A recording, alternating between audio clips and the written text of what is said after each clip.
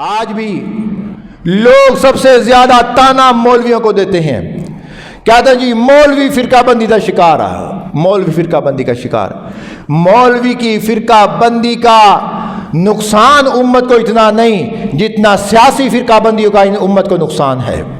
نبی محترم علیہ الصلوۃ والسلام جب مکہ کو چھوڑ کر مدینہ تشریف لے گئے اور وہاں کے مختلف قبائل سیاسی لحاظ سے اپنی حکومت قائم کرنے کے لیے ایک دوسرے خلاف نبرد آزما تھے، برسہا برس کی جنگیں وہ لڑ کر ہمتیں ہار چکے تھے، اور مختلف قبائل جن کے درمیان ایک جنگ بواس لڑی گئی اور کئی صدیوں وہ جنگ لڑی گئی۔ جنگ بواس اس لیے لڑی گئی، وہ قبیلہ کہتا تھا ہماری حکومت ہونی چاہیے، وہ قبیلہ کہتا تھا ہماری حکومت ہونی چاہیے، دوسرا قبیلہ کہتا تھا ہماری حکومت ہونی چاہیے۔ کائنات کے تاجدار جناب رسول اللہ صلی اللہ علیہ وسلم جس وقت مدینہ طیبہ شریف لے گئے تو وہاں سارے کے سارے قبائل نے متفقہ طور پر جناب محمد رسول اللہ کو اپنا امام مانا اور مدینے کی چیئرمینی کا تاج آپ کے سر پر سجا دیا، وہاں سے آپ کی سیاسی قوت بنی۔ یہ ہے وہ چیز، سیاسی اختلاف امت کو تباہ و برباد کر کے رکھ دیتا ہے۔ کیوں؟ اس میں ہر جماعت، ہر قبیلہ اس بات کا دعوے دار ہوتا ہے ہماری حکومت ہونی چاہیے، ہماری حکومت ہونی چاہیے۔ مولوی کو کہتے ہو کہ تفرقہ بازی، سب سے زیادہ تفرقہ بازی تمہارے سیاسی لیڈروں نے کی ہے کہ آج ملک کو یہ سطح تک پہنچایا۔ یہ ہمارے مذہبی مسائل نے نہیں پہنچایا، یہ سیاسی فرقہ بندی نے پہنچایا ہے۔ اور مولوی وہ ہے، ذرا میری بات کو توجہ سے سن لینا، مولوی وہ ہے، مولوی کی تاریخ بڑی پرانی ہے۔ پاکستان کی تاریخ میں مولوی واحد ایسا ہے جس نے ساری جماعتوں کو اکٹھا کر کے ہمیشہ اس ملک کو ملت کے مفاد کے لیے کام کیا۔ کون سا تمہارا ایسا سیاسی لیڈر ہے جس نے اپنی جماعت کے پرچم تلے ساری جماعتوں کو اکٹھا کیا ہو؟ مجھے ایک لیڈر کا نام بتلاؤ۔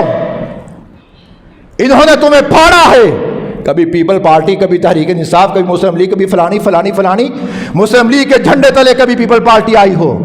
اگر آئی ہے مولوی کی وجہ سے آئی ہے۔ مسلم لیگ کبھی پیپل پارٹی کے پرچم تلے آئی ہو؟ نہیں آئی۔ اگر آئی ہے تو مولوی کی وجہ سے آئی ہے۔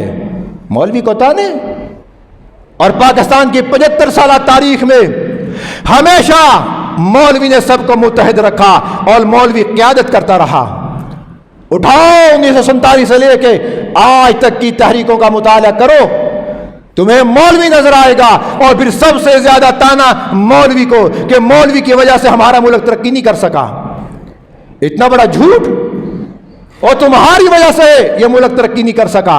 حکومتیں تمہاری، سارے حکومتی مناسب تمہارے پاس، سارے کے حکومتی عہدوں کو تم چمٹے ہوئے اور انگلی اٹھاتے ہو مولوی کی طرف۔ مولوی تو وہ ہے جس نے تم کو متحد کیا ہے، 1947 سے پہلے بھی، 1947 کے بعد بھی، اور آج بھی مولوی سب کو متحدہ کر رہا ہے۔ تم اپنے سیاسی لیڈروں کے بارے میں بتلاؤ کہ تمہارے کس سیاسی لیڈر نے ساری جماعتوں کو متفق کیا ہو؟ تفرقہ تم نے ڈالا ہے۔ کوئی کہتا ہے پیپل پارٹی کا حق ہے حکومت، کوئی کہتا ہے مسلم لیگ کا حق ہے حکومت، کوئی کچھ کہتا ہے، کوئی کچھ کہتا ہے۔ یہ تمہارے حقوق ہیں، مولوی کا کوئی حق نہیں۔ یہ مولوی کی زندہ تاریخ کہ مولوی نے سب سے پہلے اس قوم کو ایک متفق آئین دیا ہے، اپنی قیادت میں دیا ہے۔ اور مولوی، یہ مولویوں کے مسائل، یہ مذہبی مسائل، یہ مذہبی جھگڑے، یہ اتنے خطرناک نہیں ہیں قوم کے لیے جتنے سیاسی مسائل خطرناک ہیں۔ کیوں؟ یہاں سے حکومتیں بدل جاتی ہیں، قوموں کا وقار بدل جاتا ہے، ملکوں کا جغرافیہ تبدیل ہو کے رہ جاتا ہے، تہذیب مٹ جاتی ہے، ہر چیز بدل جاتی ہے حکومتوں کے بدلنے سے۔ کبھی کوئی آ رہا ہے، کبھی کوئی آ رہا ہے، کبھی کوئی آ رہا ہے۔